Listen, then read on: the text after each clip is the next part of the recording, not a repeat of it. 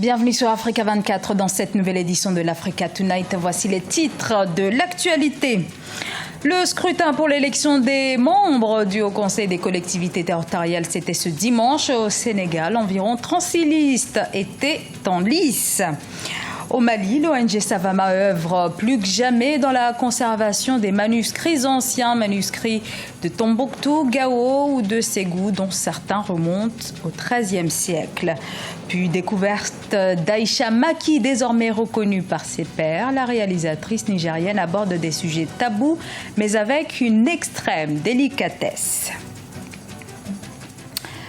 Mais tout d'abord avec ce spectre d'une reprise de la guerre civile et pressé de toutes parts d'accepter l'envoi d'une force internationale de maintien de la paix. Le gouvernement du Sud-Soudan donne finalement son accord pour le déploiement de casques bleus supplémentaires et au total, ce sont 4000 casques bleus qui viendront s'ajouter aux 12 000 déjà sur place.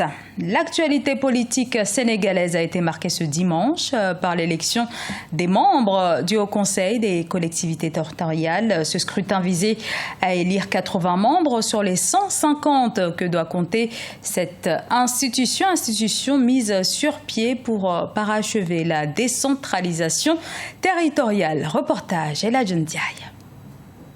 27 000 électeurs étaient appelés aux urnes ce dimanche 4 septembre pour élire les 80 membres du Haut Conseil des collectivités territoriales.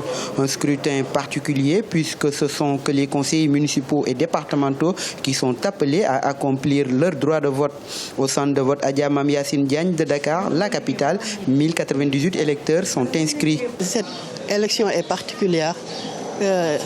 C'est différent de l'élection législative, de l'élection locale et de l'élection présidentielle. C'est une élection qui appelle le collège électoral au lieu du corps électoral. Dans le département de Dakar, 3 listes sont en compétition. Il s'agit de la coalition And Tahaw Dakar, la coalition LDR Yessal et la coalition Benno Bokk Yakaar de la mouvance présidentielle. Je suis sûre que ma liste va gagner, Inch'Allah, parce que tous les problèmes ont été réglés depuis le début. Oui, il n'y avait qu'un seul problème, c'était le fichier électoral et on l'a eu. Nous avons quitté le référendum tout dernièrement et nous avons gagné largement le oui. Et c'est tout juste une logique de suivi donc de la mise en place de ce référendum des 15 points.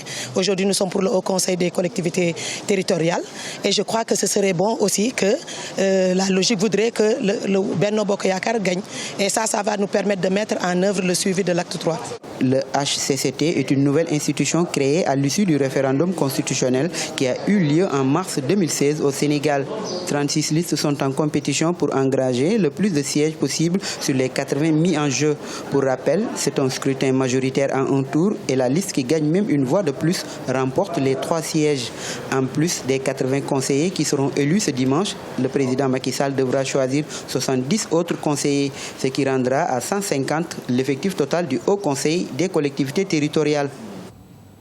Dans l'actualité également, la crise post-électorale au Gabon avec ses appels au calme qui se multiplient. C'est le cas notamment de l'Union africaine. Le président de l'UA, Idriss Déby Itno, demande aux parties prenantes de recourir à la Cour constitutionnelle, une position qui tranche avec celle d'une bonne partie de la communauté internationale qui demande un affichage des résultats du scrutin présidentiel, bureau de vote par bureau de vote. Les destructions récentes de mausolées à Tombouctou au Mali ou encore ces manuscrits brûlés ont provoqué l'indignation du monde entier. L'ONG Savama intervient notamment dans la restauration de ces manuscrits, des textes rédigés au XIIIe siècle pour les plus anciens dans la région de Tombouctou au nord du Mali. Reportage signé Mokhtar Bari. Au Mali, sous l'occupation des régions du Nord, les islamistes avaient détruit des biens culturels au nombre desquels des mausolées, des monuments, mais aussi des manuscrits. C'est pour conserver et vulgariser ce patrimoine que l'ONG Sauvegarde et Valorisation des manuscrits pour la défense de la culture islamique s'est assignée pour mission la numérisation et la préservation des manuscrits, qu'ils soient de Tombouctou, Gao ou de Ségou. Depuis 1996, plusieurs travailleurs sont à l'œuvre pour sauver ce qui peut l'être. Vous le savez, c'est un patrimoine d'humanité parce que ce manuscrit parle de tout le monde. Vous venez de voir des manuscrits qui parlent de Turcs, On vous a dit qu'il y a des manuscrits qui parlent de Soraï, qui parlent de Bambara, qui parlent de Peul, qui parlent de Soninké, qui parlent des morts, qui parlent de tout, et les Haoussa, qui parlent de tous les différentes communautés qui sont en Afrique. Donc ça veut dire que c'est notre identité, c'est notre histoire. Sous l'occupation, l'ONG, avec la complicité de bonne volonté, a sauvé des mains des obscurantistes plusieurs manuscrits appartenant à l'État et à des familles. À ce jour, elle a rénové et réhabilité 32 bibliothèques à Tombouctou, Gao, Ansongo, Djéné et Ségou. Sont aussi catalogués 9500 manuscrits dans une dizaine de bibliothèques et 150 000 manuscrits identifiés, classés et sécurisés.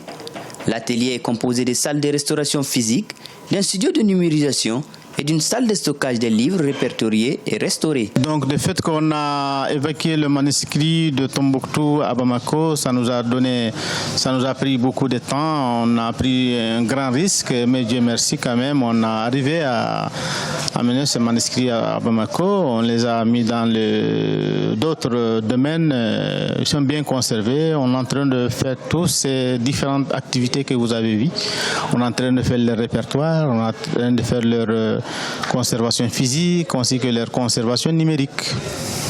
Et on est en train de reconstruire des bibliothèques aussi à Tombouctou et dans sa région. Une fois qu'il y a la paix, on va retourner avec le manuscrit à Tombouctou et dans sa région, Inch'Allah. Ces manuscrits datant des 14e et 15e siècles sont constitués de documents sur la médecine, le soufisme, les mathématiques, l'astronomie. Ils sont écrits en arabe, tamashek, peul, bambara, turc, bozo ou songhai. Parmi les écrivains connus, Ahmed Baba al-Soudani, El Hadji Omar, Sékou Amadou et bien d'autres. Prochaine étape, la traduction de ce patrimoine mondial dans toutes les langues officielles, telles le français et l'anglais. La Somalie aurait fait des progrès sur les plans de la liberté d'expression ou encore sur le plan de la démocratie, si on en croit ce rapport qui vient d'être publié par la mission de l'ONU dans le pays, ainsi que le Haut Commissariat des Nations Unies aux droits de l'homme. Des efforts notamment dans la reconstruction des institutions ou encore dans l'adoption de nouvelles lois. La Somalie où se profile en outre l'élection présidentielle fixée au 30 octobre.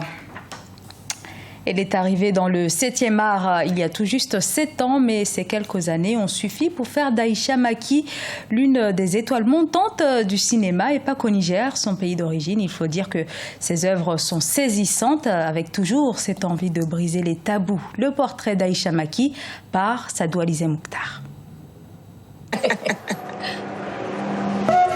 Jeune réalisatrice nigérienne de 34 ans, Aïcha Maki est l'auteur du film L'arbre sans fruits consacré à la question de l'infertilité. Mariée et sans enfant, Aïcha se trouve dans une situation où l'infertilité est très mal perçue dans son pays. À partir de son histoire personnelle, la réalisatrice fait parler les femmes infertiles. Elle revient sur leurs souffrances, les stratagèmes pour conjurer leur destin, les relations avec leur mari. C'est un parallélisme entre deux histoires.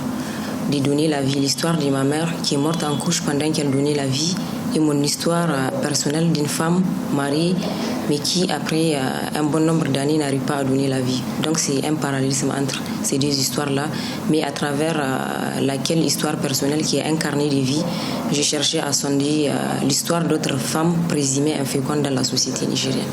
Avant L'arbre sans fruits, Aïcha Maki a réalisé un premier documentaire très remarqué, Savoir faire le lit. Dans ce film, elle décrit les techniques de séduction développées dans la culture sénégalaise, lesquelles ont de quoi surprendre vu du Niger, où la société se veut beaucoup plus puritaine. Actuellement, le projet sur lequel je suis, ça aussi, je pense que c'est un projet qui va parler au monde entier. Pourquoi? Parce que c'est un problème par rapport à la question de la délinquance juvénile. Et c'est aussi, comment on appelle ça, un problème politique. C'est sur le phénomène du palais à Zander. C'est un phénomène qui a vu le jour il y a une dizaine d'années. Donc c'est par rapport à cette thématique du phénomène des palais que je veux poser cette fois-ci ma caméra pour aller vers ces jeunes-là. Peut-être pour la première fois leur donner la parole pour savoir qu'est-ce qui les motive. L'arbre sans fruits de Aïcha Maki est l'unique film africain en compétition lors de la 35e édition du festival du film ethnographique Jean Rouch. C'était le journal de la rédaction. Merci à vous de l'avoir suivi. Dans un instant, une nouvelle édition de l'information sur Africa 24.